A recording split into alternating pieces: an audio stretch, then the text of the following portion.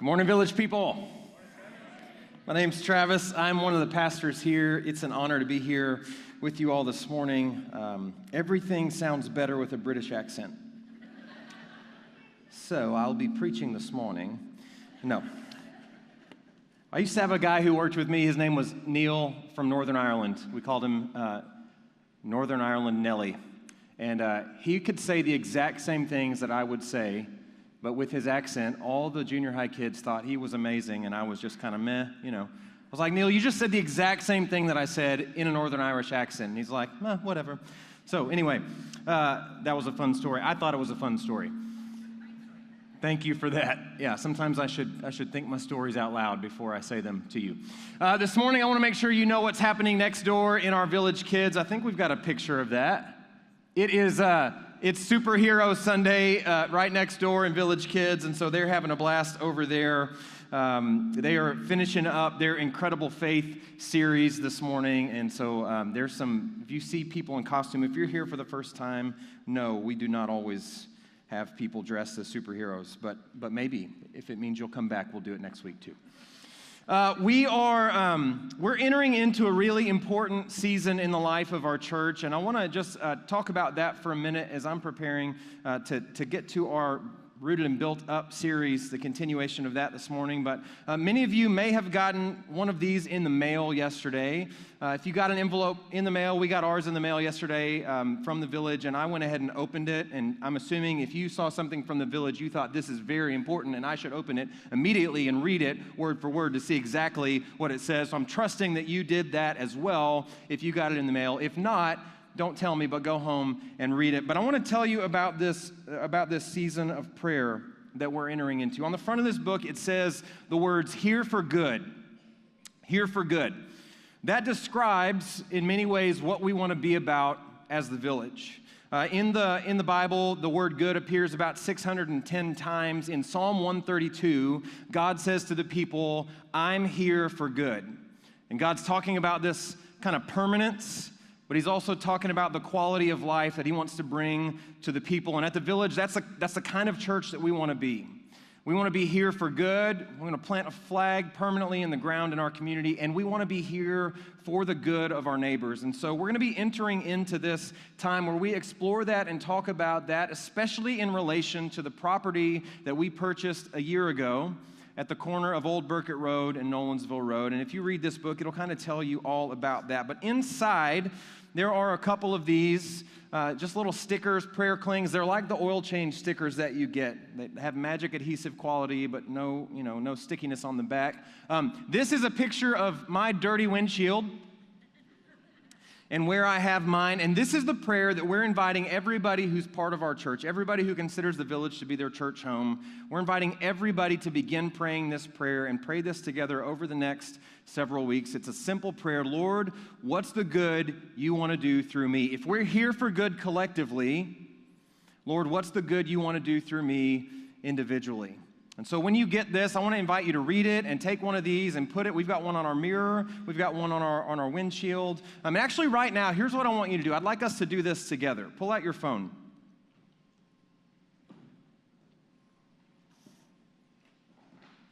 There's power in us praying this whenever we have our prayer time, but there's also power in us praying this prayer together. So here's what I want to invite you to do. I want you to get your phone out, and I want you to go to a place where you can set an alarm, a daily alarm, for 1:32. From Psalm 132, I want you to set an alarm for 1:32 every day, and I think it'd be awesome. AM and PM. No, you can do PM. PM is fine unless you're a night owl. Thank you for that clarification. Let's do 1:32 PM. Set an alert on your phone. I think it would be awesome to have all the people who call the Village their home to be praying this prayer together at 1:32 p.m. every day from Psalm 132. Lord, what's the good you want to do through me? All right, finish that up. Let's pray together now. God, we are grateful for who you are, for the ways that you have already been at work here this morning through singing, through prayer, through reading of a psalm together. God, I know that as we gather in here on a place like this, on a day like this, that we have not come in with one singular experience this week, but we've had a variety of life come our way. Some of us have had the best week we could imagine. Some of us have had the most challenging week that we ever could have imagined or dreamed. And many of us are somewhere in between. And I pray that no matter where we are, God, that you would speak to us. We're here, God, and we are expecting a word from you. So open our hearts and our minds and our ears and our eyes to see and hear and feel and experience what it is you have for us today. We pray these things in Jesus' name. Amen. Have you ever been in a situation or a circumstance where you've had the thought, I wish there was a manual for this? Anybody ever been in a spot like that? Like, I wish there was a manual for this, particularly when it comes to relationships, particularly when it comes to family relationships, maybe in marriage, or maybe with your kids if you're a parent, or maybe with your parents. Everybody has parents. I'm sure there have been situations, teenagers, there might be some situations where you wish, as a child, as a teenager, as a youth, you might wish there was a manual for how to deal with your parents, right? Don't look at your mom right now. But I know this is true for you. There are times in life where we wish there was a manual for the situation that we're facing, and there is no manual. I'd get to officiate a lot of weddings. It's one of my favorite things that I get to do. I have the best seat in the house. I did one on Friday at the Belmead Plantation, and I love weddings, and I love the couples, and I love the scene, and everybody's dressed up, and everybody's happy, and as I'm standing there asking the couple to say their vows, in the back of my mind, I am always thinking, you have no idea what you're getting yourself into, right? They're saying their vows, and I know what's happening is they are only thinking half of the vows will apply to them. Here's a picture that hangs up in my house. Half of this picture is great, yeah. Actually, we were having a village meeting at our house not that long ago, and somebody looked at that picture and they said to Amanda, "Is that Travis?" Without missing a beat, she said, "No, that's my first husband. I loved him so much." Like, yes, that's Travis. Yeah, yes, that's Travis. This was May 17th, 2003, and we were standing there outside of the church. We had just finished our wedding, and actually, we had just realized that the getaway car and all the guests were gone. And so we were stuck there with the photographer. We did figure out a way to get to the reception, but we're standing here and we are clueless, as you might imagine. There is no manual for this. We've said our vows, but we only meant half of them, right? Here's some examples of that. In the first year of our marriage, Amanda was in graduate school. I was a youth director. We lived in this tiny apartment in the Hillsboro Village area. And I just remember coming home many nights and having the discussion about dinner and saying things like, we're going to have ramen again? I thought we said for richer, right? I thought we said for richer, not for ramener. Or about 6 months into our marriage, being stupid with exercise, I ruptured a disc in my lower back, right? Just completely blew it out. And so a year into our marriage, I had back surgery, and the recovery from that was not as advertised. It was awful. So it's like 3 o'clock in the morning, the week after my surgery, and I'm like, "Amanda, sorry to wake you up. Can you help me roll over?" And she's like, I said in health, right? There's no manual. There's no manual for the things you actually begin to face in marriage. This is a picture of 11 years ago this Friday. Again, Travis with hair. 11 years ago this Friday, this is the day after our oldest son was born. This is one of the most precious memories that I have in my entire life, and he was still in that like newborns are asleep phase. And so this is laying in the hospital chair in the hospital room, and the two of us taking a nap together, and it was this like sweet, snuggly, amazing moment. This was when the nursing staff would still take him, right? They would take him and they would let us sleep, and they would change him and care for him, and then they would just bring us back, and it was this glorious time in the hospital. I remember the next day when we were getting ready to leave the hospital, and I began to think, wait a minute. Wait, what are we doing? Like, you're just kicking us out? Is there not a test for this? You're just going to let us take this thing home? There's no test. There's no manual for this, right? There is no, So the nursing staff, they're coming with us. Is that right? They're going to come with us, and we'll continue to nap, and they'll change him, and is that how this is going to work? No, that's not how it's going to work. In case you're wondering, if you have not been through this yet, that is not how it works, right? And so you get home, and all of a sudden, there is no manual for this. There's no manual for this.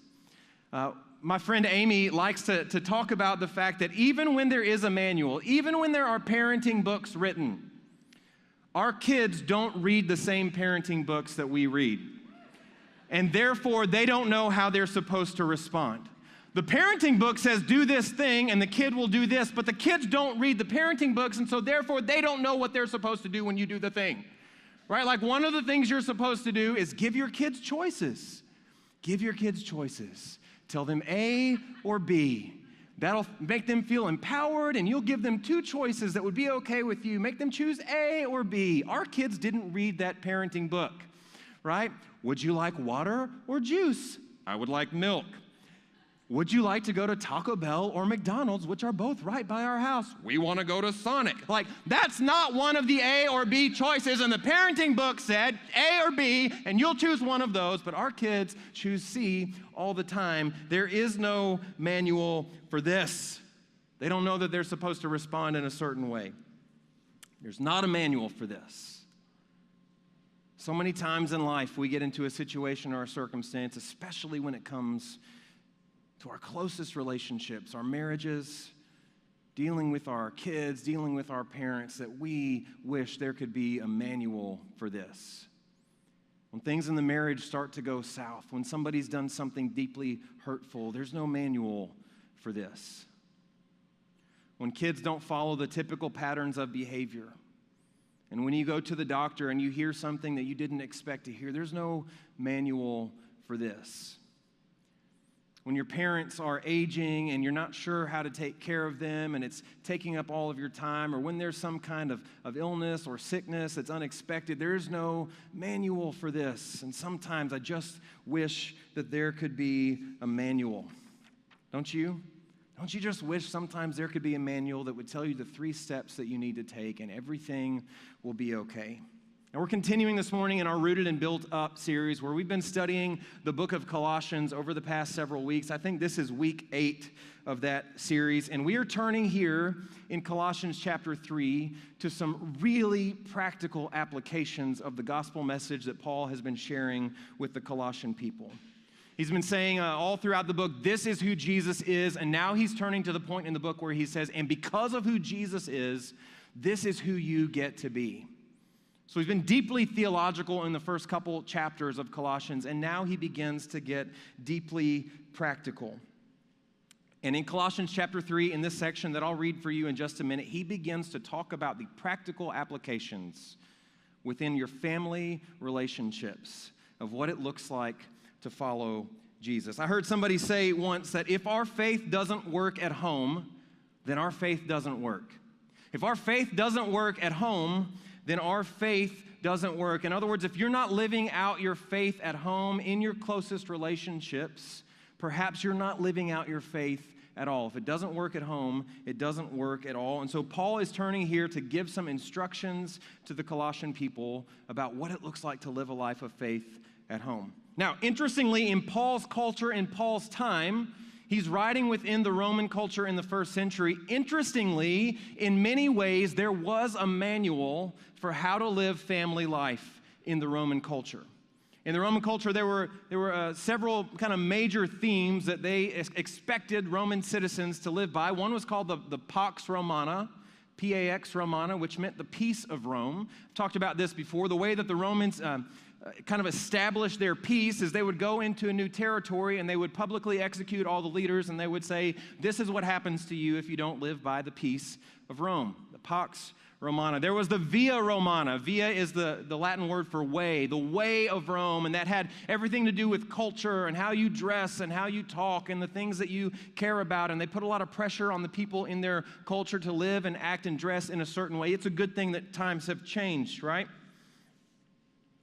That was a joke because they haven't, in case you didn't pick up on that, right? And then finally, the third thing was the Familia Romana. The Familia Romana, a family of Rome. And there were certain things that were legislated within Roman culture that had to do with how Roman families were to function.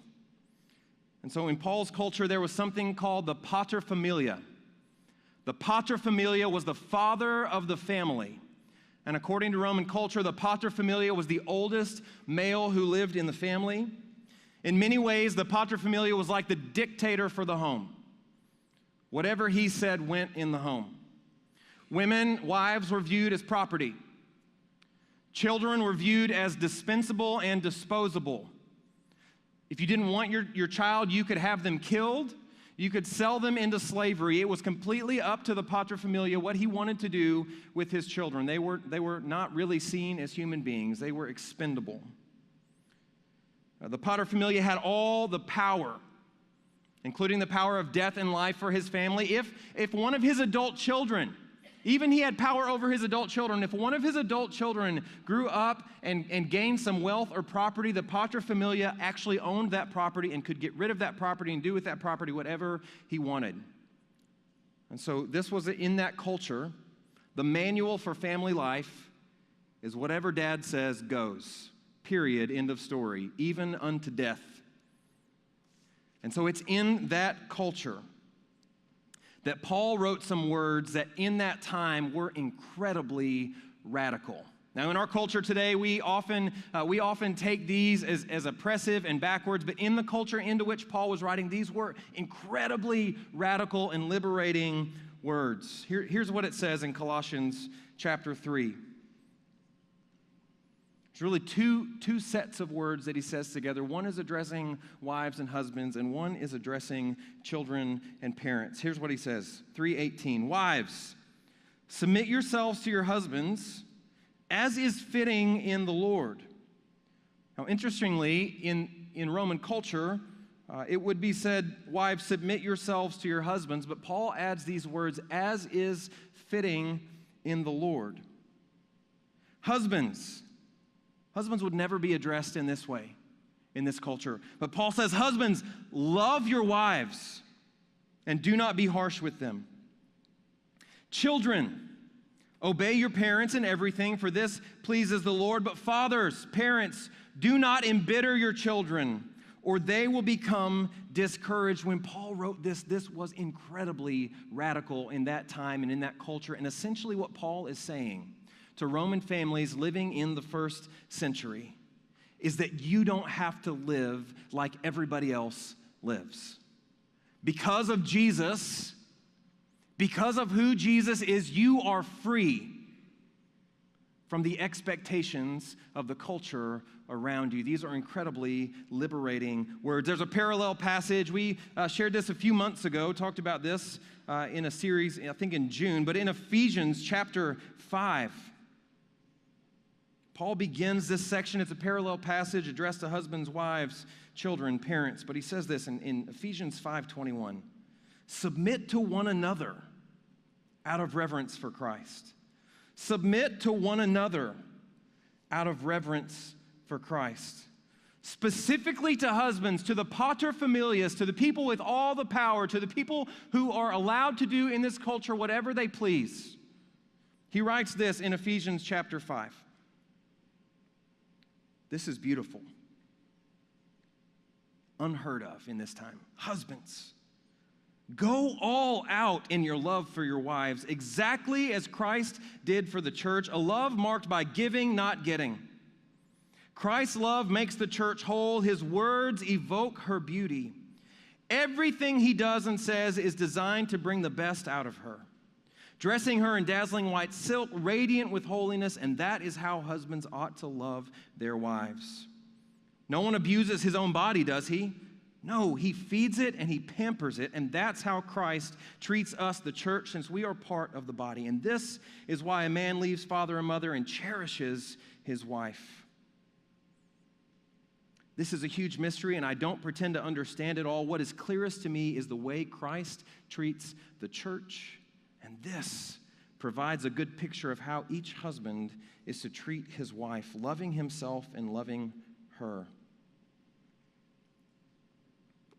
It's kind of a side note on culture this week, right? There's no manual on being a pastor and preaching a sermon on a Sunday after a really contentious Supreme Court battle that has a lot of people in heated discussion and debate. There's no manual on being a pastor in a time and a place like that. But here's what I wonder.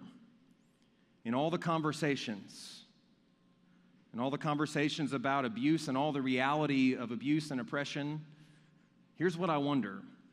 If husbands and if men were to live these words out in their treatment of their wives and their treatment of women and their treatment of girls, if husbands and men were to live these words out, my hunch is we would have less and less and less conversations like we've had over the past week. And Paul says that's exactly the kind of life that you should live as a follower of Jesus. Doesn't matter what your political persuasion is, it's about living the kind of life that Paul instructs here in Ephesians. And I think if we were to do that, those conversations like we've had over the last week and seen on the news would be less and less and less. Now here's the thing, in 2018, families come in all shapes and all sizes and all configurations, but the heart of this passage, I think, remains the same. The love of Jesus and serving others in love is at the heart of all you do, particularly when it comes to your family relationships. That's what these words from Colossians are all about. Your job as a member of a family, in any shape or configuration, any position that you find yourself in the family, your mission, should you accept it, is to put the unconditional love of God on display for the other people in your family. That's it in a nutshell. If you're a husband or if you're a wife, your job is to show your spouse what the unconditional love of God looks like when it's lived out. If you're a parent, your job in a family is to put the unconditional love of God on display for your kids. Are you going to mess up? Absolutely. I only mess up on every day. But that doesn't change my primary responsibility to my kids. It's to show them what it looks like when the unconditional love of God is lived out. If you are a child, if you have parents, your job is to put the unconditional love of God on display for your parents. There's this couple stories, parallel stories in the Gospels of Mark and Matthew, Mark chapter 10, Matthew chapter 20, and in one of them, James and John, the disciples, come to Jesus and they have the audacity to say to him, Lord, we want you to do whatever we ask you to do. Can you imagine going to Jesus and saying that, hey, I want you to do for me whatever I ask you to do? In Matthew chapter 20, I don't know that it's any better because their mom comes to Jesus. Their mom comes to Jesus and says, Jesus, I want you to do whatever I ask you to do for my cute little boys, okay? That's the Travis Garner paraphrase version, but that's essentially what happens. And what they say to Jesus in both instances, they say, Jesus, we want you to put us, James and John, in a position of power when you're in your kingdom. We want to have a position of authority in your kingdom when you come into power because we think you're going to be the king. And that's what their mom says to Jesus as well. When you come into power as a king, put my little boys at your right hand and your left hand. And Jesus says something back to them that's very, very important that applies very much to how we live our lives in our families. Jesus said, the Son of Man did not come to be served, but to serve and to give his life as a ransom for many. I didn't come to be served. I came to serve and to give my life as a ransom for many. When Paul is addressing the family situation here in Colossians, that's exactly what he's talking about. You're not in your family to be served. You're in your family to serve, to put on display the unconditional love of Jesus. So I want to give you 3 questions. Paul's really practical here. I want to just give us 3 questions to consider as you think about your position in your own family. 3 questions that you might ask, and I believe that if we were to begin to ask these questions within our family systems, we would see transformation begin to happen. Here they are, very, very simple. Number 1, how can I help? How can I help? In any situation, any circumstance in your family, what if you were to approach it by simply asking the question, how can I help? Right? You're doing something. How can I come alongside you and help you in what it is that you're doing? How can I help? Second question is simply, how can I pray?